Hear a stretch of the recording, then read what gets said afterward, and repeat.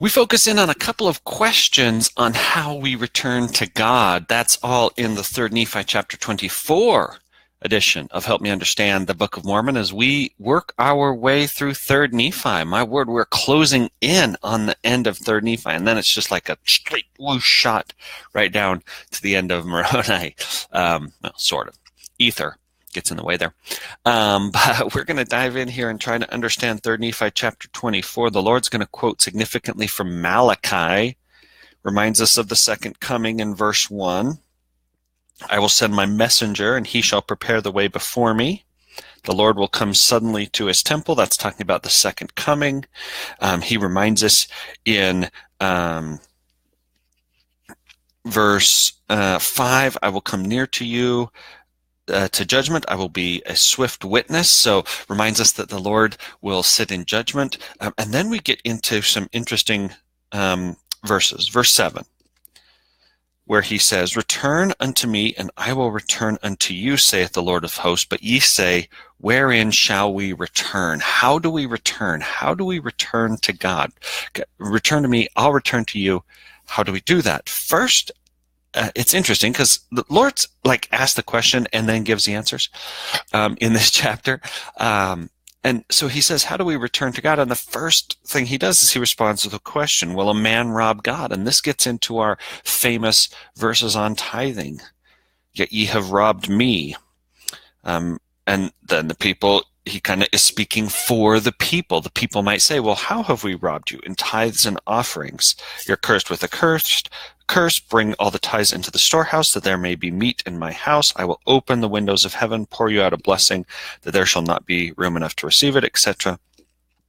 All nations shall call you blessed, right? So when we say, God, how do we return to you? One of the ways we return to God is through giving and sacrifice, right?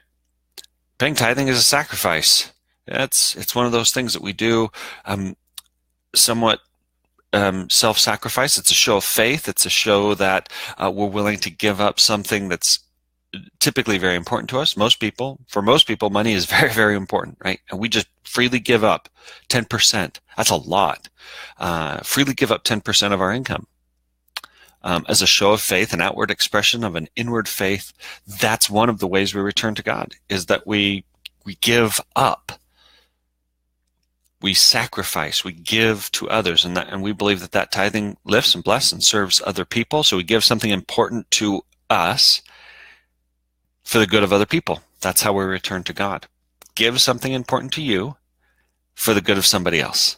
That's how you get closer to God. But there's another way. He asks again, ye have said it is vain to serve God.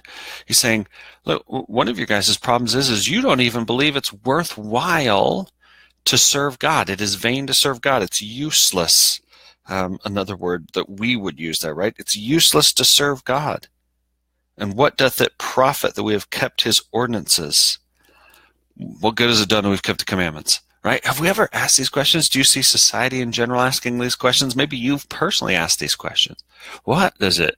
Why am I even keeping the commandments? What good does it do? You call the proud happy. They that work wickedness are set up. They that tempt God are even delivered. We see that, right?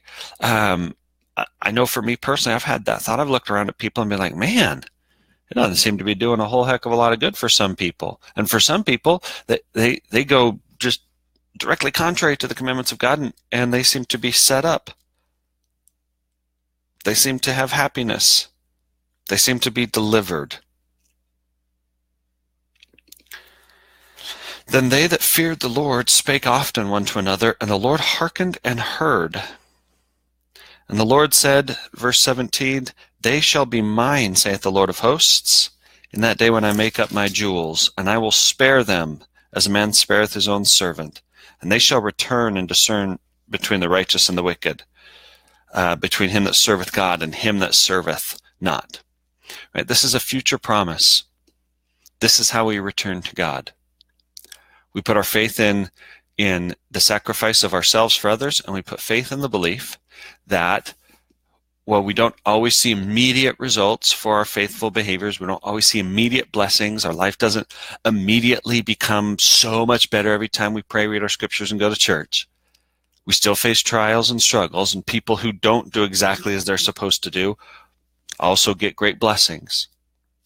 We put our faith in that the Lord of hosts says, in that day, they shall be mine in that day when I make up my jewels, right? That's second coming. That's a promise from God that we become his. That's how we return to God. So Malachi chapter 3 teaches us some powerful lessons, right? God is saying to his people at the time of Malachi 3, look, you guys have gone far astray. Come back to me. And the people, he's speaking for the people might ask, well, how do we come back? You come back through sacrifice of self for the good of others, and you come back through that faithful, disciplined discipleship to say, you know what? I don't always understand everything, don't really always comprehend everything, don't know exactly why this is happening, but I'm putting my trust in the belief that I am becoming God's, becoming his. And hopefully that helps us better understand 3 Nephi chapter 24 and Malachi 3. Luckily, we kind of get a double dose here because God is quoting Malachi 3. And hopefully that better helps you understand how you return to God. If you're ever wondering, if you're ever thinking, if you're like me and sometimes, right, your path is not as straight and narrow as you always hoped it would be. When you're feeling yourself out here, boy, that's how you get back. So let's go out and do that today. Thanks so much for participating. Thanks for being on the podcast and the Facebook Live and the YouTube. Hope you'll share it with others if this is helpful for you. Thanks so much. This is Help Me Understand the Book of Mormon.